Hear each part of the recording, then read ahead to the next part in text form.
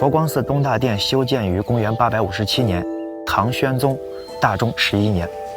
它是目前整个中国几座唐代建筑里边体量最大，而且唯一的一座殿堂式结构。梁思成先生当年认为是中国第一国宝，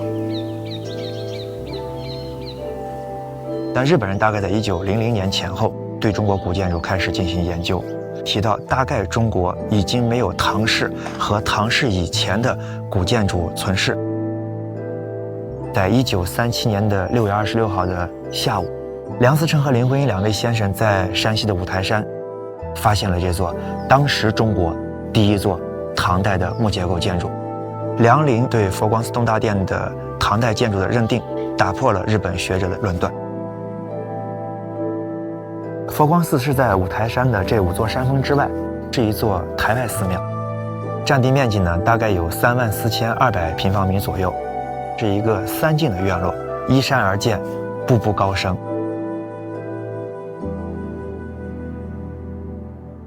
从山门进来，第一进院落里边呢，一边是建于金代的文殊殿。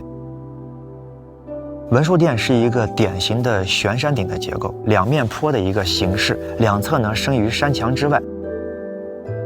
那么它的体量非常大，它是一个7开间的建筑。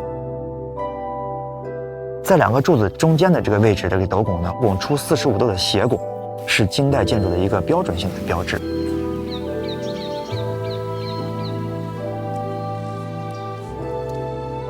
唐代乾伏4年的这个石金床啊，林徽因当年呢穿着一个旗袍，爬上去呢对这个金床测绘。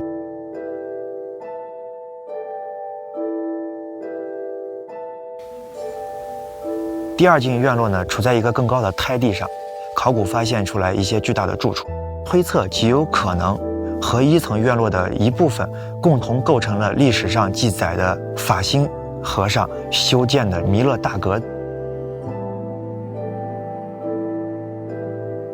第2进院落往第3进院落递进的时候，它是一个类似于拱券结构的一个门洞，里边有37级台阶，非常的陡峭。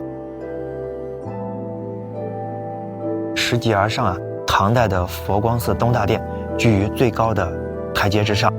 坐东朝西的朝向。它是一个殿堂式的结构，面阔呢是7间，它的比例长度呢是34米乘以17.66米。斗拱非常的健硕，两侧的角柱的柱头到它的飞檐的大概有3.98米长，生出来这个昂是一个非常尖锐的劈柱昂的造型，所以显得庞大的气象。大殿涂成朱红色，背后还出现了唐代人特别喜欢的7朱8白的这种彩绘。柱础呢，它是一个倒扣的像脸盆似的一个柱础，叫做覆盆莲花柱础。唐代的时候，底下砌出了一个大概半人高的一个墙体，上面整个做窗子。这个窗子呢，我们一般叫做坎窗，下面这个墙体呢叫做坎墙。那么在东大殿里边，它是一个唐代的一个风物的综合体。首先呢，它保存了唐代的壁画。它里边内槽的这个拱眼壁上全部是唐代人画的手法图，大概总共有60多屏。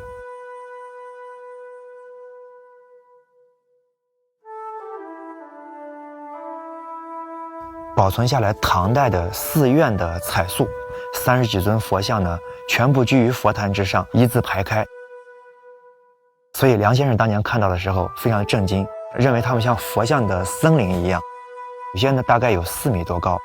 林徽因当年来的时候，她曾经到佛坛之上和那尊侍女的像有一个合影。那尊侍女呢，在他们没有来之前，当地老百姓认为是武则天。林徽因呢，在大殿里面还发现了大殿的梁架之上有一行题记，佛殿主上都宋贡女弟子宁公玉，他就推测出来这尊侍女像极有可能是功德主宁公玉的造型。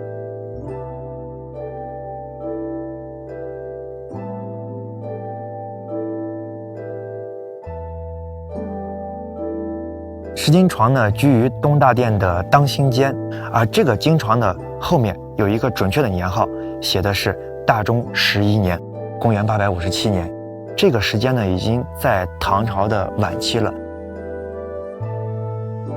东大殿的门口有2株气势逼人的油松，现在已经和大殿相伴千年了。东大殿是一座唐代的建筑，佛光寺是一座北魏时间的寺院。在佛光寺东大殿的侧面有一座保存下来的北魏时期的祖师塔。